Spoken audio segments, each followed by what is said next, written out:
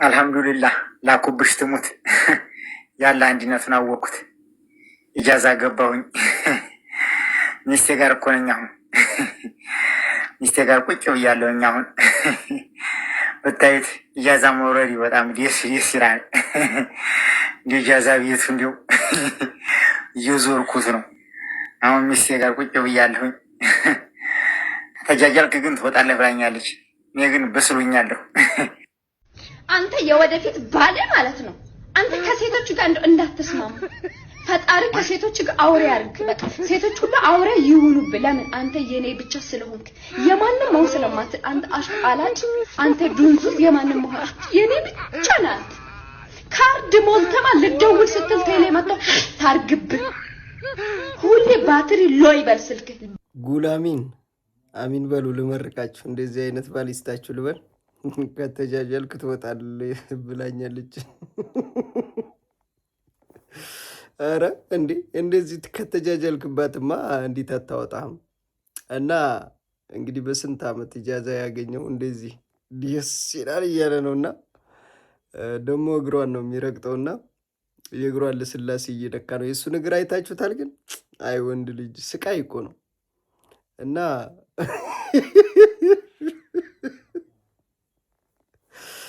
ብቻ በጣም ነው የሳቁት። እኔ በጣም ያላያችሁ ካላችሁ መቼም ትስቃላችሁ ብዬ አስባለሁ። ማሻላ ማሻላ ያጣፍጥልህ ብለናል።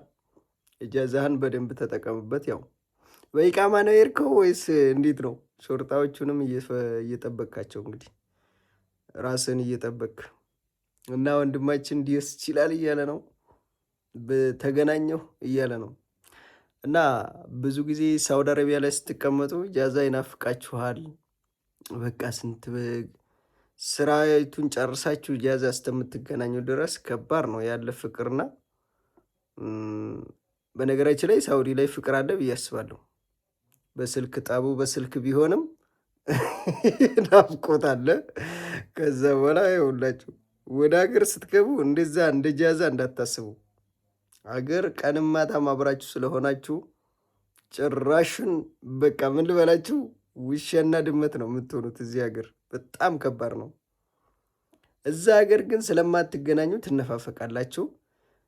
ስልክ ወሬ ስታበዙ ነው ጠብ የሚመጣው። በስልክ በወሬ እንዲህ አረግሽ እንዲህ አሉ ከሀገር እንዲህ አለ ቅብር ጥሴ ነገር ከበዛ በስልክ ነው እንጂ በአካል መቼም ጠብ የለም። በአካል እኮ ናፍቆት ሳይወጣ ነው የምትለያዩት ወደ ስራ ማለት ነው። እግር ላይ ግን ቀንም ማታም 24 ሰዓት አብራችሁ ውስጥ ሆናችሁ ድረስ ትልቅ ጦርነት አለ። ህይወት የዛኔ ነው የሚፈትናችሁ በቃ። ስለዚህ እንደዚህ ቤታችሁ ፏ በለጭ ብሎ እዛ እኮ 3 ቀንም ብትሆን ማለት ነው ይለያል። ተመልከቱ እስቲ ቤቱ እንዴት እንደሚያምር ምን ልበላችሁ። እና እዚህ ሀገር ነው ፈተና ያለው። እዚህ ሀገር ለመኖር ስትሉ ልጆች ካላችሁ ለልጆቻችሁ ስትሉ በቃ የምትኖሩት እንጂ ፍቅር የሚባል ነገር ያበቃል ወዲያው። እና ለማለት ፈልጌ ነው የሳውዲው ፍቅር ይለያል። በተለይ እዚህ ሀገር ስትመጡ ወንዱም ሴቱም ይለይባቸዋል። በቃ ያ ተራርቆ ፍቅር ስላለ ነው። ይሄ ደግሞ አብሮ መኖር ስላለ ነው። አብሮ መኖር ሲበዛ ደግሞ የሰው ልጅ ምንድን ነው ይጣገባል። በቃ መሰለቻቸት ይመጣል። እና መሰላቻቸት ሲመጣ በቃ ምንድን ነው የሚሆነው? ጦርነት ነው እንግዲህ የሚገጥማችሁና ከባድ ነው። ባልም የለኝ ብርም የለኝ ተመስገን። የዋህ አግቢ ልቅ እየኖርሽ እኮ ነው እየተኖረ ነው። 2 ዓመት ሰርተን እንመለስ መተን 10 ዓመት ተቀምጠናል። እዲያችንን በ6 ወር ልንከፍል አቅደን በ6 ዓመት ነው የጨረስነው። ስለዚህ እድሜ ቁጭ ብሎ አይጠብቅ። አግቡ። ቢያንስ ባሉን እንኳን አግቡ። እየኖራችሁ ነው። ደግሞ ውበታችሁን ቁንጅናችሁን ተማምናችሁ አለያ ደግሞ እቅድ ይኖራችሁ። የኔ ራእይ እቅድ ገና ነው። አሁን ማግባት አልፈልግም፣ ይሄን አድርጌ ይሄን አሳክቸው፣ የኔ ባል አልተፈጠረም ግን አልመጣም እያላችሁ ራሳችሁን የምትሸውዱ የዋሆች አላችሁ። እድሜ ውበት ቁንጅና ቁጭ ብሎ አይጠብቅም። ጊዜውን እየጠበቀ ከዛሬ ነገ የጠፋ ነው የሚሄደው። እድሜሽ ከሄደ ካለቀ በኋላ የተፋቀንጨ መስለሽ ቁጭ ነው የምትይው። ፈላጊሽ ይመነምናል። ምንም ይሁን ለሁለትም ቢሆን እገባለሁ ለሶስትም ቢሆን እገባለሁ ከምንም ቢሆን አንድ ልጅ በወለድኩ የሚል ምኞት ውስጥ ብቻ ትገቢያለሽ። ያለ ቅድሽ ወደ ሀገርሽ ትገቢያለሽ። ያለ ፕሮግራም ማለት ነው። መሄድ ሳትፈልጊ ባልና ልጅ ፍለጋ ማለት ነው። እና አሁን የሚመጣላችሁ በቃ ላግባሽ ብሎ የመጣውን እሺ ብለሽ ተቀበዩ። አግቢው፣ አጥኔው፣ አግቢው፣ ውለጂ፣ ክበጂ። ኑሮ ይሄ ነው በቃ። ያለልሽ ነው የምትኖሪው። እሱ አላህ የፈቀደልሽ ነው የምትኖሪው። በብልጠት አይሆን በብልሃት አይሆን በቃ እንደዚህ ነው። ስለዚህ ቢያንስ ባሉን እንኳን ያዙ። ባል እንኳን እውነቴን ነው ሲሪየስ ዘራችሁን ተኩ። የታባቱ ስንት አመት ሊኖር ተስደት ምድን መቼም ያው ነቀሉ እንዲህ አሉ የሚል ስም አለብን። ስለዚህ ስደትም ስትንዘላዘል ኖር አሁን ባላጣች ከምትባሉ አገር ገብታችሁ አግቡ። የመጣላችሁ በቃ ላግባሽ ብሎ የመጣውን አግቢው፣ እሺ ብለሽ ተቀበዩ። በገንዘብሽ በመልክሽ አትመጻደቂ፣ ነገ ይጠፋልና ማለት ነው። ስለዚህ ወቂበትና ነኝ ወይ ብሩን ወይ ባሉን ያዥ ከሆነ ሆነ ሁለቱንም ባሉን ብትይዥ ብሩም ይመጣል፣ ብሩን ብትይዥ ባሉም ይመጣል። ስለዚህ አትሸወጂ የኔ እናት። እንዴት አላቅም መመክርሽ ይሄን ነው። አግቡ። ዘማች ወንድሜ ባል ሳውዲ ሚስት ዱባይ አሁን ይሄ ኑሮ ነው ወይኔ እቴ? እስኪ አንድ ነገር ልንገርሽ። ኢትዮጵያ ውስጥ ያለ የመንግስት ሰራተኛ ደሞዙ 5000 ወይም እስከ 9000 ብለሽ ያዡ በወር የሚያገኙ ጤፍ ኩንታል 20000 አሁን ይሄ ኑሮ ነው? አንድ ስደተኛ መኪና ገዝቶ አገሩ ቢገባ ከሆነ ቦታ ሆነ ቦታ የሚጭነው ጭነት 30000 ብር የሚከፍለው ቀረጥ 90-80 ብር አሁን ይሄ ኑሮ ነው? አንድ ስደተኛ አገር ገብቶ ሱቅ ቢከፍት በወር የሚያገኘው 30000 ብር የሚከፍለው ግብር 70-80 ብር አሁን ይሄ ኑሮ ነው? እናቴ ኑሮ አይደለም። ግን ለመኖር እቅድ ይዘን ተስፋ ይዘን ለመኖር እየሞከርን ነው። ለመኖር ጉጉት ስላለን እየጠበቅን ነው። ማን ስደትን ይፈልጋል?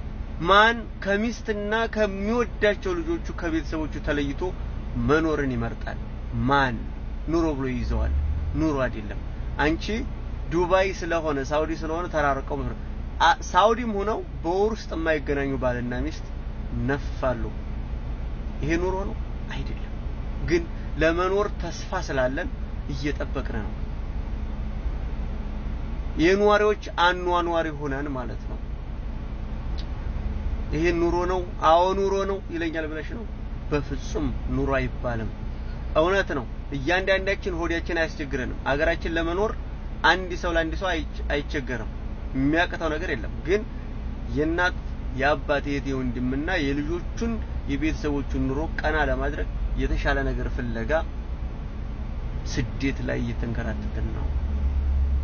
በነገራችን ላይ እኔ እንደኔ የሚገባኝ እየተገዛን ነው። በፍቃደኝነት በደንብ እየተገዛን ያለን ህዝቦች ምስኪኖች ነን። እና ፈጣሪ አላህ ይሄን አይቶ የውስጣችን መቼም በእያንዳንዱ ስደተኛ ልብ ውስጥ የሚያሰኝ ቢነገር የማያልቅ ብታስረዱት የማያልቅ ብሶት፣ ችግር፣ ፍላጎት አለ። አንድ ነገር እንድታውቁት እንፈልገው አዳማጮች፣ አንድ በአረብ ሀገር ያለ ሴት አሊያም ወንድ የሆነ ምኞት አለው። እሱም ለምሳሌ ከአንድ እስከ 3ኛ ደረጃ ያለው ወይም ደግሞ ከአንድ እስከ 3ኛ ሌቭል ያለ ፎቅ ቢያዩ ይሄ ለራሴ አይደለም የሚመኙት። የመጀመሪያውን ፎቅ ለእህቶቼ፣ ሁለተኛውን ፎቅ ለእናትና ለአባቴ፣ 3ኛውን ፎቅ ለወንድሞቼ እያለ ፕላን ያወጣለታል። በምን በምኞት 2-3 መኪና ብገዛ ይላል። አንዱን ለወንድሜ፣ አንዱን ለእህቴ፣ አንዱን ለአባቴ። ይሄን ነው የሚያስበው። ለራሴ ለልጆቼ አይደለም። እውነቴን ስነግራችሁ እና እናቴ ኑሮ ሳይሆን አኗኗሪዎች ነን። ለመኖር ግን ፍላጎት፣ ተስፋ፣ እቅድ ይዘን ከፈጣሪያችን ጋር እየተነጋገርን ነውና አላህ ምኞታችንን ፍላጎታችንን ያሟላልን። የኔ እናት ይሄው ነው የምልሽ እንጂ ኑሮ አይደለም።